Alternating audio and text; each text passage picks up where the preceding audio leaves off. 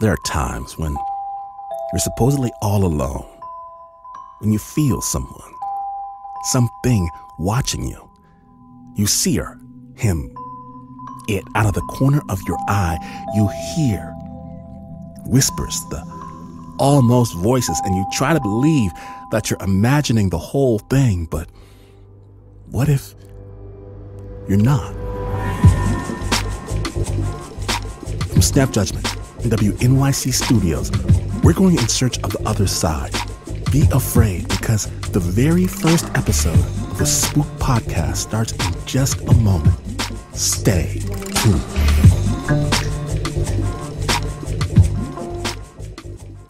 Be afraid. Download the free TuneIn app and hear full episodes of Snap's new spin-off podcast, Spooked, 3 days early on TuneIn. When I was 10 years old, I read a book, a very famous story, that Harry Houdini and his wife, they made a pact. Whichever one of them passed away first, let the other know.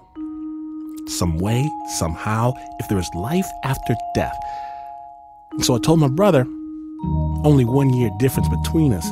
The neighbors called us Irish twins. I told him the story, and we made the same vow that Houdini did. And over the years, as we grew older, this pact turned from a conversation among boys to a promise between men.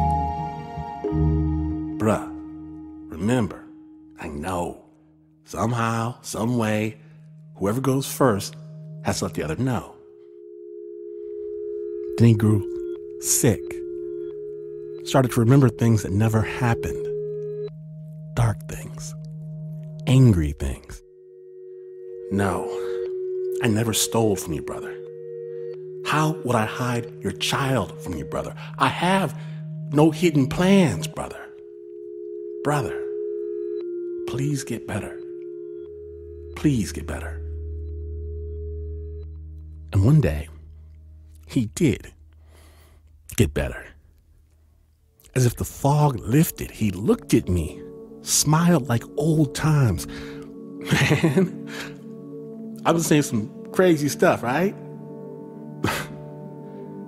Dude, it was like something else took over. I saw another me and another you. Like I was here and there at the same time. He said, remember? You remember our promise, right? Yeah, I remember. Well, all right then.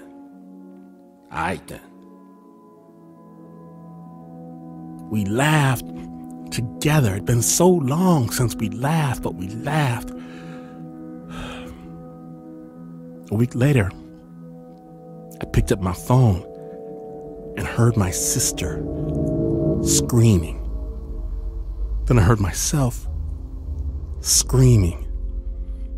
I knew he had passed, felt myself falling, curled into a fetal position on the ground, praying that the universe was a liar.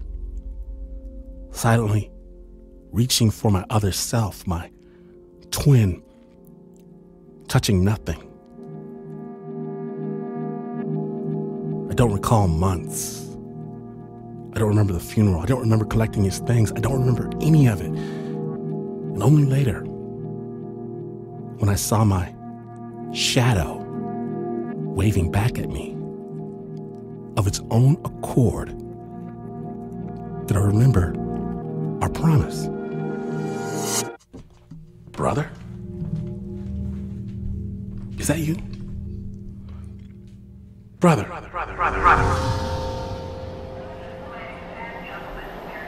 Later at the San Francisco Powell Street BART station, riding up the escalator, I saw a dude with dreads just like his, wearing an army jacket just like his, right down to the Grand Valley State Laker patch on the left shoulder, like his. What? Then my brother turned around and smiled before he vanished. Brother. I almost peed myself.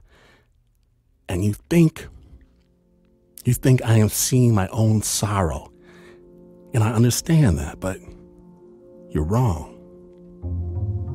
I've seen him, and I want to know about this veil, about this ribbon between here and there, between us and them, between the lost and the living.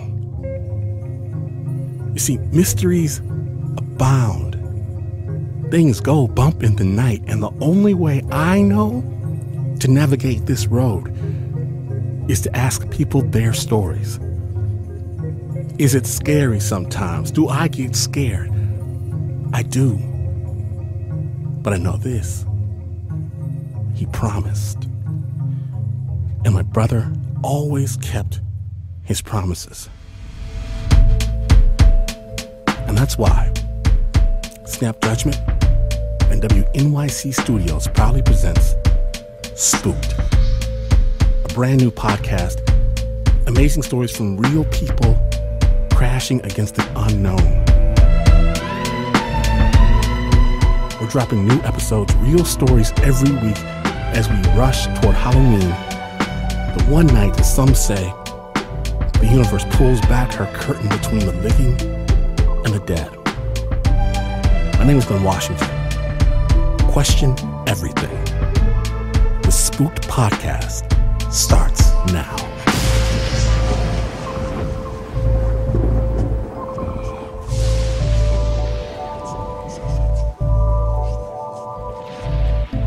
Imagine, it's the middle of the night.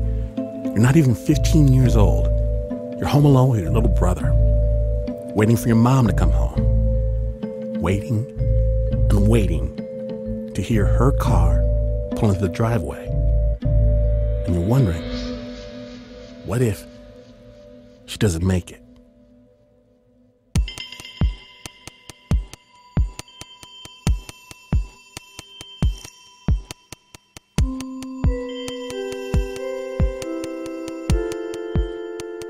She had a night shift job in Salt Lake, which was about 70 miles south of where we lived, soldering electrical components. I think she was actually working on missiles. I think she was, Sperry Rand was, had a defense contract from the federal government. So when Mom went back to work, my older brother Kent had been babysitting us, but he had been drafted and was in Vietnam at the time. So after he left and went into the service, it was pretty much just Rod and I, and my younger brother Rod. And I was mostly in charge at that time. So, when I got off the bus every day, there was nobody there. We're responsible for making dinner, cleaning up, taking care of ourselves, getting ourselves to bed, and usually up again the next morning because Mother would come home and she'd be sleeping. So, that was the way it was. Remember, this is the 50s and a Mormon community. Nobody that I knew of was getting divorced at the time. And it made me different because I was the one that was coming home to a house without a mother in it. So one night I'm sleeping and I'm suddenly awakened. And I sit up in my bed and I look around the room and I try and figure out what it was that woke me up. And I'm thinking it was some kind of sound. And for some reason, my attention goes to my bedroom closet, where I can see that my old tap shoe box has fallen from the shelf above the hangers. And I thought that was quite strange, but nonetheless, I went over and I picked the box up and put the black patent leather shoes back into it, put the lid back onto it. And then, of course, I went back and got into bed. But I couldn't lay down. I just sat there under the covers waiting because I was feeling like I was supposed to be up for some reason. And I knew something was going to happen. I can't explain it except that I felt like I was waiting on something bad. And I would have gone and told Mom if she'd been there, but of course she was at work. And so I was in charge, and I was very well aware that whatever was going to occur was going to be in my lap. And then I heard this thud. And then I heard another thud and another thud. I knew they were coming from my left side as I was positioned in my bed looking out my window. And that would have meant that they would have had to have been coming either from our garage or the Ward's place on the other side of it. The Ward's place was right next door to us. Thud, thud, like that. I remember hearing that sound, as it diffused out over our orchards to the west. Then I heard another one. And then I thought, well, I better get up and check the rest of the house out because I'm in charge now. I felt a real deep concern. So I go and I check out the locks on both the front and back doors at first. Then I go into the kitchen and I turn on the light above the sink. So I'm standing at our porcelain sink and it has windows all the way around it. I just stood there for a while and just like anchored almost, as if I was supposed to just be in that spot. It did seem at that point that something bad had taken hold of the night. My first fear was for my mother. She had to drive that 70-mile drive, all the way home in the dark, and she was always complaining about how tired out her eyes were after staring 8 hours into a magnifying glass. How tough it was to keep from falling asleep on that drive home. And I told God, would he please protect her and our black Chevy? Protect me from becoming an orphan. It was more just sort of maybe a dread. My breathing alters a little bit. I prayed off the dread of a call from the police. Right then, sirens come screaming down Highway 89, and 4 patrol cars screeched to a halt in the Ward's driveway next door. And, well, all I can think about is Donnie, the one with the wild reputation. But I can't understand why it would take so many cops to arrest one guy. The policeman gets out, they hide behind the doors of their cars, the sheriff gets out the megaphone. It was just like in the movies. And he first called for Mr. Ward to come out of the house. And then he called for Mrs. Ward. And then he called for Donnie. But nobody came out. What I saw was a policeman. I saw him come out of the house and he was headed in our direction. And this really worried me. I remember watching him walk over their lawn, crossed our double driveway, and then he selected the cement path that led to our front door. I went and turned on the porch light, I turned on the foyer light, and I opened the door, and there were 2 people standing there.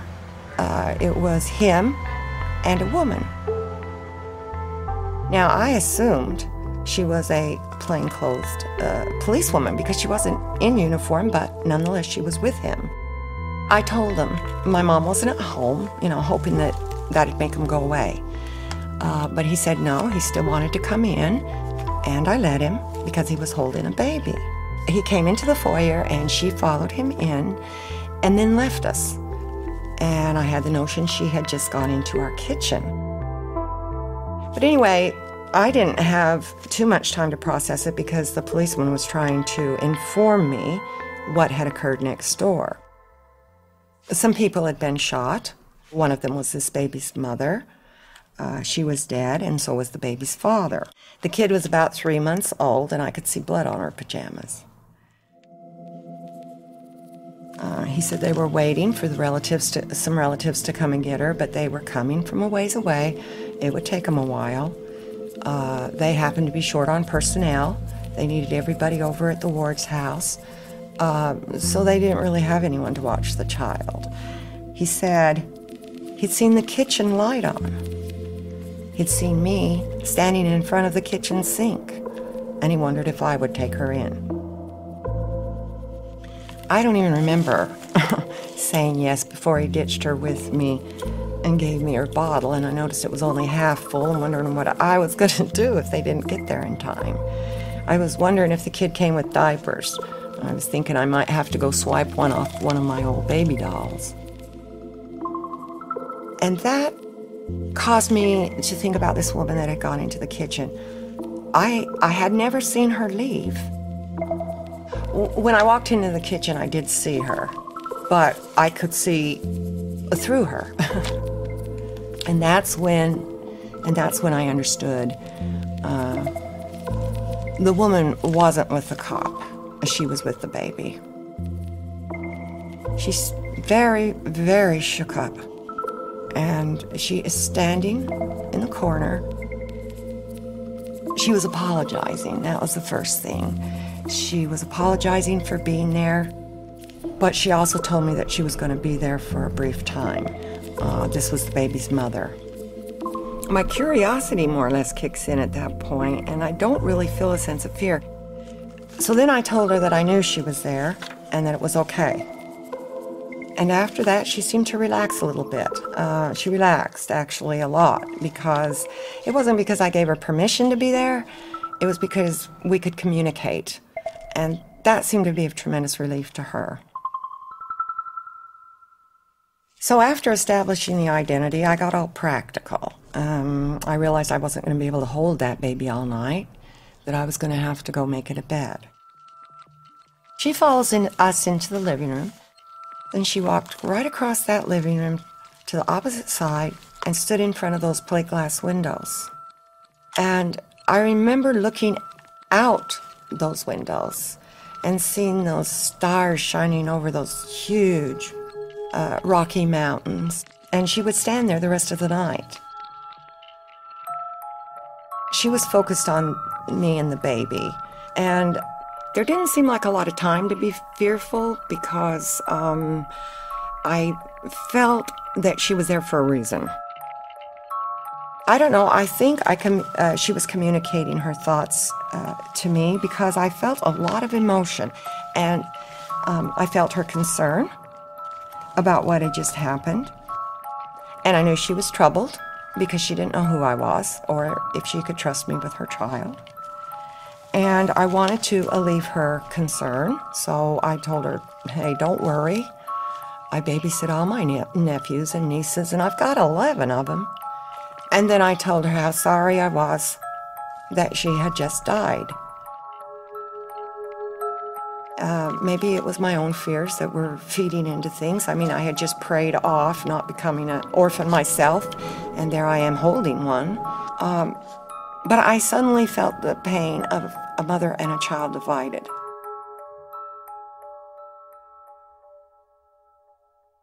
I was sad. I was very, very sad. Then I felt her disappointment.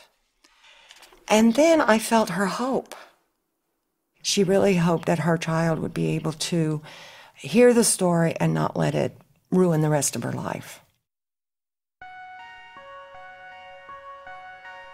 Our relationship was quite practical, it seems.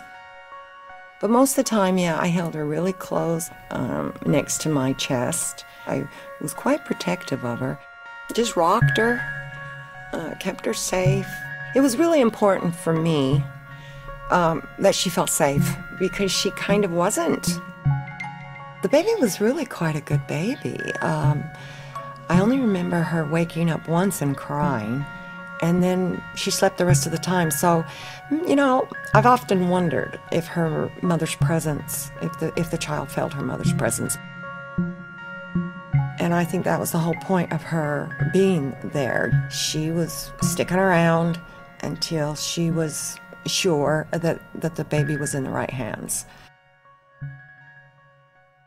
Well, I remember when Mom got home and pulled into the driveway, I was at the door waiting to tell her what had happened. And it was probably about an hour or 45 minutes after she arrived home that the relatives came and picked her up. They were very kind to me and like I say, very appreciative. There wasn't a big transaction. We gave them the baby and it seemed like they were off.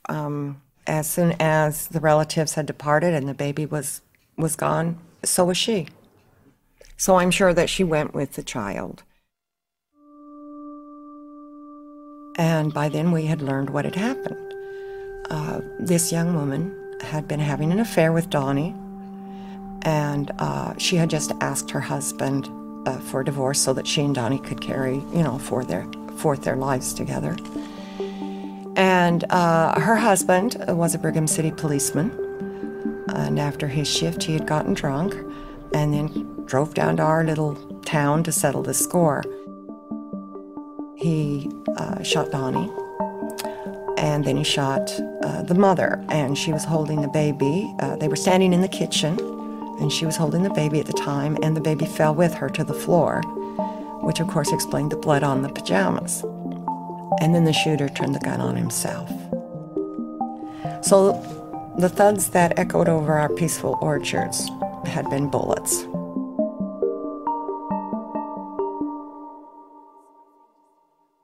This sort of thing just didn't happen in our part of town, and it had given me some celebrity to have it happen right next door. So the next day, when I returned to school, I was the center of attention because everybody wanted to hear this story. It had made the Box Elder Journal by then. And I told them about the policeman, I told them about the gunshots and the baby, but I left out the ghost. Why didn't you want to tell them? At 12, you crave ordinary. I didn't want to be seen as unusual or different. And the other part of that is, this was a private, a very powerful experience that I was hesitant to share. It was mine.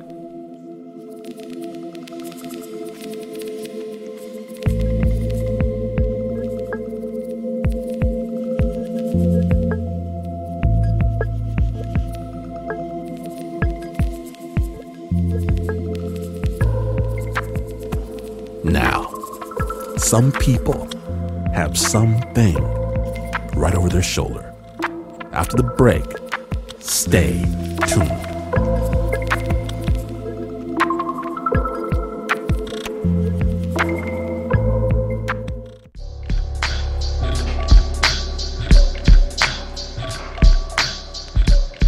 From the creators of Snap Judgment and WNYC Studios, welcome back to Spooked.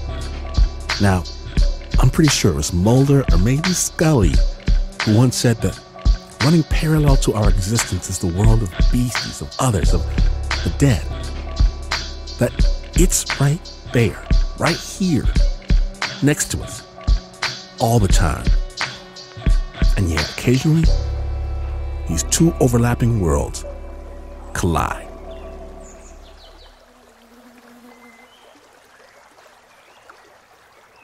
It was quiet and calm, and you could see all the birds, you could hear the frogs. It was just beautiful. It's wherever I went when I just needed some time to be by myself or just to think clearly for a while. And I ran into one person ever, a lady walking her dog, and I'm pretty sure I scared the life out of her that there was another person in the park that day. So I remember I had been on the phone with my then boyfriend, and I don't remember what we talked about, but I remember he said something that made me think he was a chauvinistic, not nice person. And I remember yelling at him and telling him that if he knew anything about me, he knew exactly where I was going to go. And I hung up the phone and got in my car.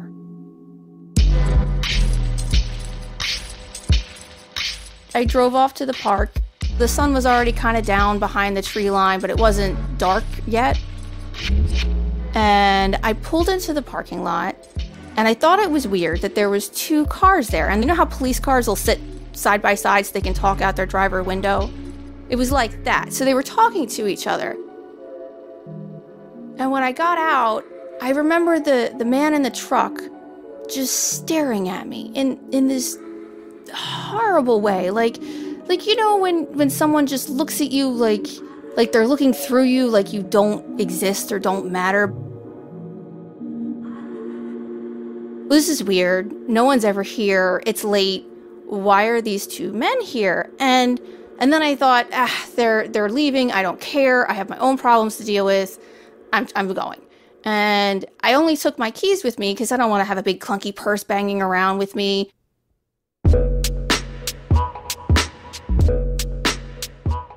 So I headed across the field. I didn't look back at the parking lot.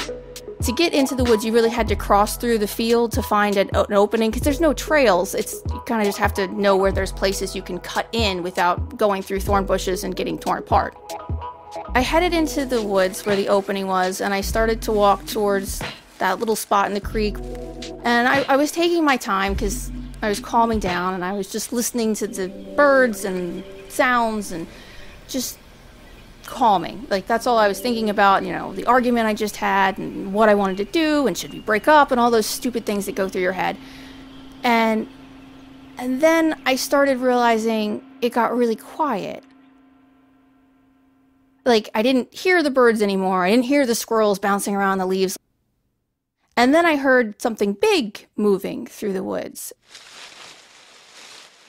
And I was thinking in my head, I'm like, maybe it's a dog. And then I heard the voices.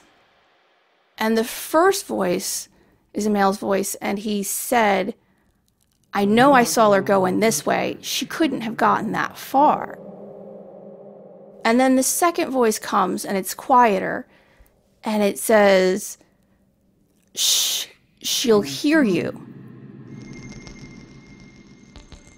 Okay, so there's two men in the woods now, and they must be looking for something, obviously. They're looking for something. And I kept thinking, it must be a dog. They're looking for their dog. That makes sense, of course. They must have lost their dog, and they're driving around looking for it. And then I thought, they wouldn't be being quiet. They wouldn't try to sneak up on it. They'd be whistling. They'd be calling. And I stood there frozen, because that's the kind of person I am. I'm the deer that stands in front of your car staring into your headlights and doesn't move. And I could still hear them coming closer to me through the woods. I could hear the trees, the snapping of twigs as they were walking, and leaves crunching. I don't even know how long I stood there, but I was completely frozen, waiting for them to get to me. And then I heard the other voice. It was distorted like if you heard somebody talking through a closed door or talking underwater. Like, you could understand kind of what they were saying, but the voice wasn't right. It wasn't in my head because it had like a volume and a pitch that changed that my thoughts don't do. Maybe other people's thoughts change in volume when they get upset, but mine are very monotone. So I could almost feel where the voice was coming from. Like, if someone yells, you can kind of feel where they're standing at, like where the sound comes from. And it was behind me and a little above, like it was taller than me. It just said, "Go to the river now." And I don't know if I was more scared of the fact that there's some disembodied voice talking to me, or maybe there's a person behind me now, and there's two men coming towards me in the woods. I don't know which scared me more. I mean, I guess I listened to the voice because, I don't know, I didn't really have other options. I took off towards the river, and I was making a ton of noise because I was just running as fast as I could. And the voice came back right away and said, "No, quietly, quietly." And almost like it hissed at me when it said it. "Quietly." And I got to where the river was and where this little embankment was, and I just jumped down it instead of climbing down like I should have. I ended up cutting my legs up in the process. And I squished myself against the embankment and squeezed down into the smallest, tightest little ball I possibly could. And the voice just kept saying really quietly to stay. And I just sat there, hoping that whoever else was in the woods was just going to leave, and that I wasn't having some kind of breakdown. And I kept hearing them moving through the woods and getting closer and closer, and then I could tell they had split off because one sound was going further away and one was coming much closer. And as I sat there, that voice just kept telling me, "Stay, stay," and "quiet," over and over again, like it was almost trying to comfort me. I could hear what sounded to me like like someone was right above me. And I knew if I leaned out, if someone was up there, they'd be able to see me. And I couldn't help myself. I had to look to see if something was there. So I just tilted my head up just a tiny bit. And I could see the tips of these construction boots hanging over the edge of the embankment. And then I could see hanging down next to them this dirty old rope just swinging there. And I don't even know if I even thought anything at that point. Like, I was just so scared. I just tilted my head back down and just tried to not breathe. It felt like hours, but I know it couldn't have been that long, but it just seemed forever. And even then, like, the voice even was completely silent. Like, there was nothing but me hearing this man breathing above me. And I guess he didn't look down because he started to walk away at some point. And that voice came back and it kept telling me to wait. And I didn't want to. I wanted to go so bad. And I just said, well, I'm already hearing voices. I have people in the woods with a rope looking for something, which I assume is me at this point, and I might as well just listen. So I waited and I waited. And finally, the voice said, "Go now to the field, go." And it was screaming at me so loud. I jumped just from how loud it was, and I climbed up the embankment, and I ran through the woods, and I didn't care about being quiet. I'm torn up by thorn bushes and tree branches and everything, and I got out to the field. And I'm far, far, far away from the cars and from the street, and at this point, the sun's starting to go down, it's getting dark, and I could see the parking lot, but it was so far away, and I knew there was limited chance that anybody on the street could see me. And I'm running, and I start hearing footsteps running. And I mean, the field's loud, so I can hear them. And they're farther away, but they're much faster than I am. So much faster than I am. And they're barreling down on me at this point. And the only thing I have is my car keys. And I'm like, you know what? I'm not going down like this. So I put the car keys, and I did what my dad always used to tell me, to have the keys between each one of your knuckles. And I had my fist all balled up, and I'm like, I'm going to at least see this person. I'm not going to just let them take me. And I spun around with the keys in my fist. The footsteps are right on top of me. And there was nothing. Nothing. I fully expected to see at least one of the men there. But it was silent. No more footsteps, no anything. And the only thing I could think was the footsteps must have belonged to the voice somehow. And then I hear the voice again, just screaming at the top of its lungs that I need to run right now. And I immediately hear the footsteps again. So I'm looking as I'm running now, but I can't see anything. And the footsteps are literally in pace with me now, like something is running next to me through the field. I'm thinking in my head, I'm like, I have no idea. Is this how people die? Like, I mean, I have like 1,000 crazy thoughts running through my head because none of this makes any sense. Finally, I break out of the field, I get in my car, got my keys in the ignition as fast as I could, and I see both the cars that had been running that were leaving are now parked in different places with nobody in them. I had like cuts and scrapes from, the embankment and climbing back up all the rocks and running through the thorn bushes. And I definitely remember my tires making squealy sounds as I backed up way faster than I should have. And I just sped out of there, and I refused to look behind me in the rearview mirror. I just kept picturing, like in every bad, scary movie, there's that person that you see in the rearview mirror, and I'm like, I'm not going to have an image of them haunt me. No, I don't ever wish to hear it again, because I assume if I do, I'm in a really bad place. I assume if I ever hear it again, something really terrible is happening. I mean, don't get me wrong. If there hadn't been a voice, I probably wouldn't be talking to you. I would probably be a missing persons case somewhere in somebody's drawer. I can only assume it meant good things. I mean, it got me out of there.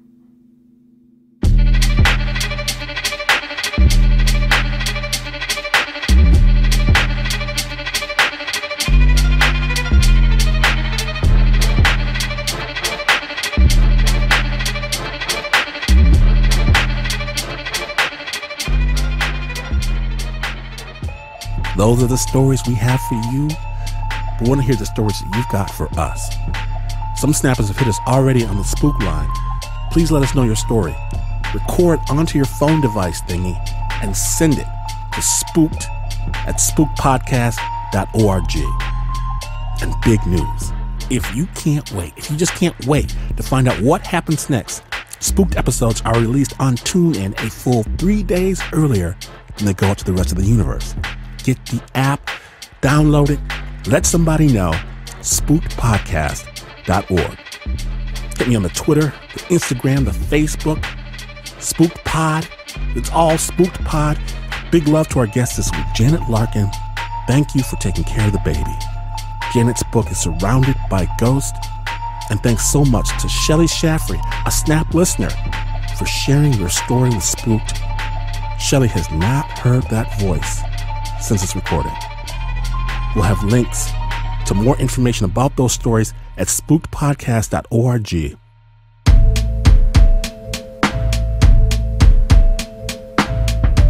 This episode was produced by the Ghostbusters at Snap Judgment, with special thanks to Mark Ristich, Anna Sussman, Eliza Smith, Nancy to the Lopez, and Jody Colley. Original music by Pat Mesiti-Miller, Leon Morimoto, and Renzo Gorio. On the next Spooked episode, one woman trapped in a psychic vortex you have never heard the likes of, and if you don't believe in monsters, you will.